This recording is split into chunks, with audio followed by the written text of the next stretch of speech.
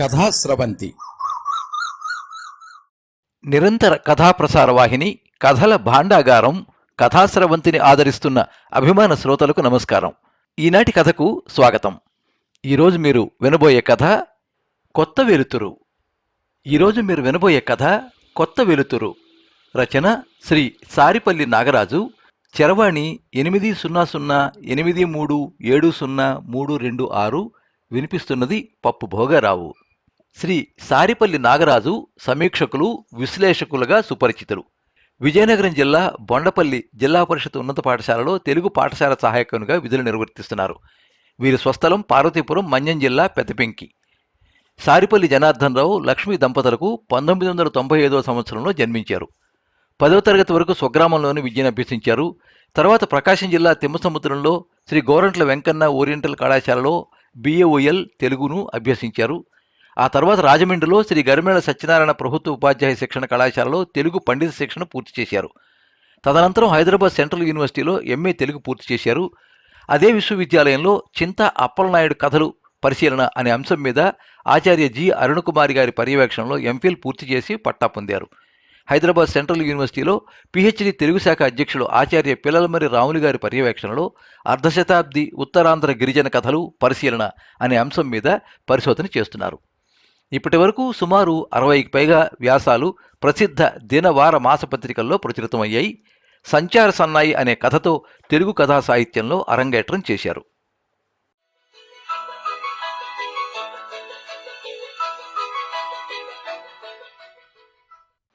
ఆజ్ రాత్ 12 బజేసే సంపూర్ణ lockdown అనే ప్రధాని పిలుపుతో యావత్ దేశమంతా మోగబోయింది. విమానాలు, రైళ్లు, బస్సులు, ఆటోలు ఎక్కడివక్కడ ఆగిపోయాయి. రహదారులన్నీ మూసుకుపోయాయి. రైళ్లలో తిరుగుతూ చప్పట్లు కొడుతూ ప్రయాణికులు ఇచ్చిన 5ో 10ో ప్రసాదంలా స్వీకరించి పొట్ట నింపుకునే రాణి భోజనం చేసి 3 రోజులు దాటింది. ఆకలి మంటల్ని చల్లార్చడానికి అప్పటికే చాలాసార్లు పొట్టలో నీళ్లు పోసింది. నీరసం వల్ల అడుగులు తడబడుతున్నాయి. నడవడానికి ఓపిక లేదు. శరీరాన్ని ఏదో బలమైన శక్తి లాక్కుపోతున్నట్లుగా ఉంది. బలమైన శరీర దారుఢ్యం కలిగిన రాణి ఇప్పుడు బక్కచిక్కిపోయి దీర్ఘరోగిలా మారిపోయింది. సాయంత్రం 6 గంటలవుతోంది. వీధుల్లో తిరిగే అవకాశం లేదు. రైళ్లా తిరగడం లేదు. చేతిలో చిల్లిగవ్వలేదు. మనసుతో పాటు గది కూడా చీకటిమయమైంది. మామూలు రోజుల్లోనే ఈ సమాజం తమలాంటి వాళ్ళని పట్టించుకోదు. అందున ఇలాంటి గడ్డు పరిస్థితుల్లో తమ బతుకు కుక్కలు చింపిని విస్తరే అనుకుంది తనలో తనే. ఏదో తెలియని ఆవేదన ఆమె మనసును అతలాకుతలం చేయసాగింది. రాణిలో బలం రోజురోజుకు క్షీణించసాగింది. తిండి తిని వారం రోజులయ్యింది. గది బయటకు వచ్చి చూసింది. వీధిలో కుక్కలు తప్ప మనుషుల జాడ ఎక్కడా కనిపించలేదు. ఆమె అసలు పేరు రాణి కాదు. చిన్నప్పుడు అమ్మా నాన్న పెట్టిన పేరు విశాల్. విశాల్ ఎంతో గారాభంగా పెరుగుతూ వచ్చాడు. 14 ఏళ్లు వచ్చేసరికి విశాల్ శరీరంలో కొన్ని మార్పులతో పాటు అలవాట్లలో కూడా తేడాలు కనిపించాయి. ఈ విషయం తెలిసి ఊర్లో జనాలు, తోటి స్నేహితులు విశాల్ని ఎగతాళి చేస్తూ ఏడిపించడం మొదలుపెట్టారు. దాంతో విశాల్ తీవ్ర మనస్తాపానికి గురయ్యాడు. తన వల్ల తల్లిదండ్రులు నవ్వుల పాలు అవ్వకూడదని నిర్ణయించుకుని ఒకరోజు అర్ధరాత్రి తల్లిదండ్రులకు చెప్పకుండా ఇంటి నుండి వెళ్ళిపోయాడు. అప్పుడే రైల్వే స్టేషన్లో వాణితో పరిచయం ఏర్పడింది. హిజ్రాలందరూ ఉన్న చోటికి వాణి విశాల్ని తీసుకువెళ్ళింది. అక్కడే విశాల్కి రాణి అని పేరు పెట్టారు. విశాల్ కోసం తల్లిదండ్రులు చాలా చోట్ల వెతికారు. కానీ విశాల్ జాడ కనిపెట్టలేక విసిగిపోయి వాళ్ల ప్రయత్నాన్ని విరమించుకున్నారు. విశాల్ వీళ్ళందరితో కలిసి అప్పుడే 10 సంవత్సరాలు దాటిపోయాయి. వయస్సుతో పాటు అవయవాల్లో కూడా కొత్త రూపు సంతరించుకుంది. రాణి కళ్ళు మెలమెల మెరిసే నక్షత్రాల్లా ఉంటాయి. బొట్టు పెట్టి పూలు ధరిస్తే రాణిలా తన సమూహంలో ఎవరూ ఉండరు. ఏ పని చేసినా, ఎక్కడికి వెళ్ళినా మొదటి నుంచి వాణి, రాణిలు ఇద్దరూ కలిసే చేసేవాళ్లు. తమ బృందంలో ఉండే హిజ్రాల్లో కొందరు రైళ్లలోకి వెళితే ఇంకొందరు వీధుల్లోకి, రోడ్ల మీదకి వెళ్లేవాళ్లు. మరికొందరు సెక్స్ వర్కర్లుగా వెళతారు. రాణి, వాణిలు మాత్రం మొదటి పనికే వెళ్లేవారు. ఆ రోజు ఉదయం నుండి చాలా రైళ్లు ఎక్కి దిగినా కడుపు నింపుకోవడానికి సరిపోయినన్ని డబ్బులు కూడా రాలేదు. వాళ్ళకిచ్చిన టార్గెట్లో 10వ వంతైనా వాళ్ళకి సమకూరలేదు. ఎలాగైనా తమ టార్గెట్ చేరుకోవాలి, లేదంటే సుకన్య అక్కతో చీవాట్లు తప్పవు, రాత్రికి తిండి కూడా దక్కదు అని ఆలోచిస్తూ, భయపడుతూ, బాధపడుతూ మళ్లీ శుభ్రంగా ముఖం కడుక్కుని పూలు అలంకరించుకుని రైలు పట్టాల బాట పట్టారు.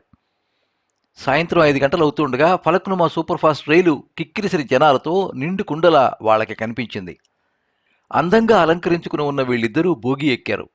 వీరిద్దరిని చూసి కొందరి కళ్ళు జాలిపడితే మరికొన్ని జతల కళ్ళు కామంతో చూశాయి. రాణి పెద్దగా 2 చేతులతో చప్పట్లు కొట్టింది. బోగిలో ఉన్న మిగిలిన వాళ్ళందరి దృష్టి ఒక్కసారిగా వీళ్ల మీద పడింది. రాణి చప్పట్లు కొడుతూనే ఉంది. వాణి ప్రయాణికులందరి దగ్గరికి వెళ్లి డబ్బులు తీసుకుంది. డబ్బులు ఇచ్చిన వాళ్ళని తలమీ చెయ్యి పెట్టి దీవించి, ఇవ్వని వాళ్ళని నోటికొచ్చినట్లుగా ఏవేవో అశ్లీల పదాలతో తిట్టసాగింది. రాజేష్ అప్పటికే ఒళ్ళు తెలియకుండా తాగి కంపార్ట్మెంట్ చివర బాత్రూం దగ్గర కూర్చుని ఉన్నాడు. అందరి దగ్గర డబ్బులు దండుకుని వచ్చిన రాణి, వాణీలు రాజేష్ ఎదురుగా నిలబడి లెక్క పెట్టుకుంటున్నారు. అందంతో పోటీ పడుతూ బొమ్మలా అలంకరించుకుని ఉన్న రాణి శరీరం నుంచి వచ్చిన మత్తైన పరిమళాలు రాజేష్ను ఉక్కిరిబిక్కిరి చేస్తున్నాయి. బలమైన శరీర దారుఢ్యంతో తెల్లని మేనితో మెరిసిపోతున్న రాణిని చూస్తూ ఉంటే రాజేష్లో కోరికలు గుర్రాలై ఉరికాయి. రాజేష్తో పాటు మిగిలిన కళ్ళజతలు కూడా వాళ్ల వైపు ఆశగా చూడసాగాయి. వంపు సొంపులతో హొయ్యలు గొలుపుతున్న రాణిని రాజేష్ లేచి ఒక్క ఉదుటన పట్టుకున్నాడు. వెంటనే రాజేష్ను దూరంగా నెట్టింది రాణి. ఎలాగైనా రాణిని లొంగదీసుకోవాలని కోరికతో ఉన్న రాజేష్ మళ్లీ రాణిపైకి ఎగబడ్డాడు. వీళ్ల పెనుగులాటను అక్కడ ఉన్న జనాలు రాసక్రీడగా తిలకిస్తున్నారు, కానీ ఏ ఒక్క చెయ్యి అడ్డం రాలేదు. రాణిని రాజేష్ బారి నుండి కాపాడమని అక్కడున్న వాళ్ళని వాణి ఎంతగానో ప్రాధేయపడింది. కానీ ఏ ఒక్కరిలోనూ చలనం లేదు. బలాత్కారం చేస్తున్న రాజేష్ను వాణి అడ్డగించే ప్రయత్నం చేసింది. మత్తులో ఉన్న రాజేష్ బలంగా నెట్టడంతో పక్కనే ఉన్న డోర్ నుండి కిందకి పడిపోయింది వాణి. 10 గంటలవుతోంది. అంత చీకటి, గాఢమైన చీకటి. ఎన్నిసార్లు నీళ్లు పోసి ఆకలి మంటలు ఆర్పినా అవి నిప్పుకి ఆజ్యం పోసినట్టుగా మరింత రాజుకుంటున్నాయి. ఆకలి, ఆకలి, ఆకలి. చల్లార్చడానికి తిండి కావాలి. తిండి కావాలంటే డబ్బుండాలి. ఎన్నాళ్లయిందో తను డబ్బు ముఖం చూసి. కరోనా వచ్చి లాక్డౌన్ పెట్టి తనలాంటి వారి బతుకుల్ని అతలాకుతలం చేసేసింది. ఆలోచనలతో సతమతం అవుతూనే బలంగా కళ్ళు మూసి నిద్రపోవడానికి శతవిధాల ప్రయత్నం చేయసాగింది రాణి. కానీ నిద్ర రావడం లేదు. వీధుల్లో కుక్కల అరుపులు. రాణి మనస్సు బాధతోనూ భయంతోనూ వణికిపోతోంది. చీకటి, గదంతా చీకటి. వాణి జ్ఞాపకాలు చుట్టుముట్టాయి. వాణి చావుకు కారణమైన నరరూప రాక్షసుడు కామాంధుడైన రాజేష్కు ఎటువంటి శిక్ష పడలేదు. కోపం నుండి పుట్టిన ఆవేశం రాణిని ఆవహించింది. కానీ ఏమీ చెయ్యలేని నిస్సహాయత. చీకటి, చీకటి, కారు మబ్బుల కన్నా నల్లగా ఉన్న చీకటి. ఇలా ఆలోచనలతో ఆకలితో ఎప్పుడు పడుకుందో రాణికే తెలియదు. రైళ్లలో రోజంతా శరీరం అలిసిపోయినట్లు తిరిగి సంపాదించిన డబ్బులు అందరూ అనుకున్నట్లుగా వాళ్లే తీసుకోరు. దినమంతా కష్టపడి దండిన డబ్బులు తీసుకెళ్లి వాళ్ళకి పెద్దగా ఉన్న సుకన్య అక్కకిస్తారు. నిజానికి అలా సంపాదించి ఇచ్చిన డబ్బులు సుకన్య అక్క దగ్గర కూడా ఉండవు. బలమైన శక్తులు వచ్చి అక్కకి మిగతా వాళ్ళకి కావలసిన నిత్యావసర వస్తువులిచ్చి ఆ డబ్బును తీసుకుంటారు. అలా అక్కకిచ్చిన ఆ వస్తువులే అక్క తమకు ఇస్తుందని రాణికి ఎన్నాళ్లకో గానీ తెలియలేదు. తెలిసినా ఏమీ చెయ్యలేని పరిస్థితి. సమాజం నుంచి చులకన భావం, ఉపాధి దొరకదు, ఎవరూ తిండి పెట్టరు. అందుకే ఇష్టం ఉన్నా లేకపోయినా అలవాటుగా చేసే యాచకత్వమే బృంద సభ్యులందరికీ రోజువారీ పనిగా మారిపోయింది. ఆకలితో పడుకున్న రాణికి ఉదయాన్నే ఆకలి అలారం మోగింది. తమ స్నేహితులు, బృందం వాళ్ళంతా ఏమయ్యారో, ఎక్కడున్నారో? ఈ లాక్డౌన్ వల్ల తను ఇక్కడే ఇరుక్కుపోయింది. అందరూ తనకులాగానే ఆకలితో అలమటిస్తున్నారేమో. చివరికి ఈ రోగం కన్నా ముందే ఆకలితో చచ్చిపోయేట్లున్నాము. తమ కష్టాన్ని గద్దలా రోజు తన్నుకుపోయే ఆ బలమైన శక్తులకు ఇప్పుడు తామంతా కనిపించడం లేదా? బాగున్నప్పుడు తమ నుండి వచ్చే ఆదాయమే తప్ప తమ ఆకలి కేకలు వాళ్ళకి వినిపించడం లేదు. రాణికి అంతా అయోమయంగా ఉంది. ఒకప్పుడు తాము తాకి దీవిస్తే ఎంతో విలువైన ఆశీర్వాదం అనుకున్న వాళ్లను ఇప్పుడు తాకాలంటేనే భయంగా ఉంది. మనిషిని సాటి మనిషి తాకితే పాకిపోయే జబ్బు వ్యాపించి తమ బతుకుల్ని తలకిందులు చేసేసింది. ఈ రోగం పేదవాళ్ల బతుకులు చిదివేయడానికి వచ్చింది.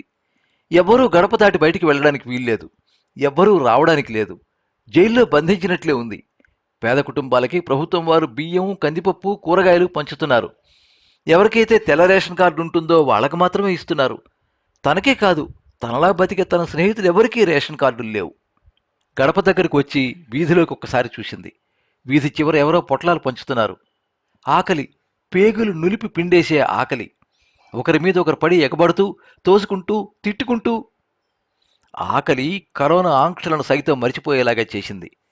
అదే గుంపులో రాణి కూడా చేరింది. ఎలాగో కష్టపడి ఒక పొట్లం సంపాదించుకుంది. అందులో ఉన్న ఆహారం అంతా ఒక్కసారి తింటే అయిపోతుందని సగం తిని అర్ధాకలితో అట్లాగే మిగతా సగం రాత్రికి దాచుకుంది. ఆ రోజుకలా గడిచింది.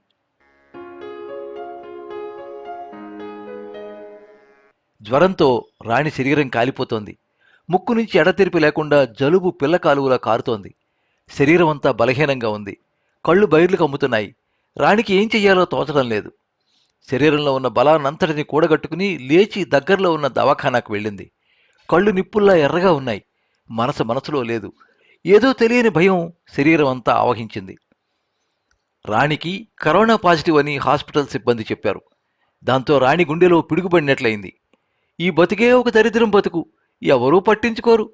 అలాంటిది మళ్ళీ ఈ మాయిదారు రోగం వచ్చి మరింత దారిద్ర్యంలోకి నెట్టేసింది అనుకుంటూ అపస్మారక స్థితిలోనే అట్లాగే నీరసంగా కాళ్ళు ఇడుచుకుంటూ చీకట్లో అటో ఇటో ఎటో కదిలే ప్రయత్నం చేసింది. శరీరం తేలిపోతోంది. కళ్ల ముందు ఏమీ కనిపించడం లేదు. చెవుల్లో ఏదో రొద. చిన్నప్పుడు తనలాంటి వాళ్ళని చూసి అసహ్యించుకుని పెద్దవాళ్ళు హేళనగా మాట్లాడుతూ ఉంటే ఎన్నోసార్లు తను కూడా వంకరగా నవ్విన విషయం గుర్తుకొచ్చింది. వాళ్ళ అందాలు, అలంకరణలు, రంగురంగుల మెరుపులు అన్నీ చూసి వీళ్ళకి ఎంత టెక్కు అనుకునేది. ఆ రంగులు వెలిసిపోయి ఆ మెరుపులు కరిగిపోయాక అప్పుడు కదా తనకు అసలు విషయం తెలిసింది. ఆత్మాభిమానాన్ని చంపుకుని యాచన చేసిన సొమ్మును దోచుకునే నికృష్టులు, నీచులు కూడా ఈ లోకంలో ఉన్నారని, వాళ్ళు పెట్టే హింస అంతా ఇంత కాదని, ఎక్కడికి పోలేక ఇక్కడ ఉండలేక మానాల్ని ప్రాణాల్ని పోగొట్టుకున్న వాళ్ళెందరో గుర్తుకొచ్చారు. పేర్లకేం తక్కువ లేదు. అందరికీ గొప్ప గొప్ప పేర్లే, సినిమా హీరోయిన్ల పేర్లు. నీరసం మరింత ఎక్కువ అవుతోంది. శరీరం అదుపు తప్పుతోంది. అమ్మా నాన్న గుర్తొచ్చారు. ఇల్లు గుర్తొచ్చింది. తెలియకుండానే కళ్ళ వెంట నీళ్లు కారిపోతున్నాయి.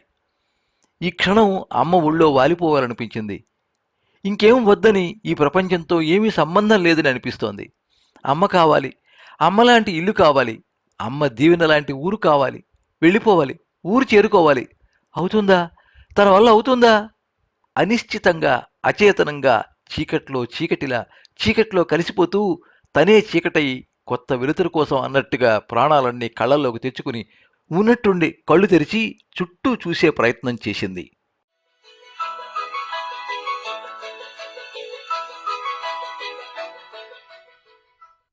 మీరింతవరకు కొత్త వెలుతురు కథ విన్నారు. రచన శ్రీ సారిపల్లి నాగరాజు. చరవాణి 8008370326. వినిపించినది పప్పు భోగారావు. ఈ కథ చిత్తూరు జిల్లా వారు నిర్వహించిన ప్రతిష్టాత్మక మునెమ్మ కథల పోటీలో ప్రోత్సాహక బహుమతి పొందింది. ఈ కథ మీద మీ అమూల్యమైన అభిప్రాయాన్ని కింద కామెంట్ బాక్స్లో రాయండి. ఈ వీడియోని లైక్ చేయండి, మీ మిత్రులందరికీ షేర్ చేయండి. ఇలాంటి మరిన్ని మంచి కథలు వినిపించడానికి ఈ ఛానల్ని సబ్స్క్రైబ్ చేసుకోండి. పక్కనే ఉండే బెల్ ఐకాన్ని క్లిక్ చేస్తే ఇలా అప్లోడ్ చేసే వీడియోల వివరాలన్నీ కూడా మీకు ఎప్పటికప్పుడు నోటిఫికేషన్ ద్వారా తెలుస్తాయి. ఎప్పుడు మీ అభిమానాన్ని కోరుకునే పప్పు భోగారావు. సర్వే జనాః సుఖినో భవంతు. కథా స్రవంతి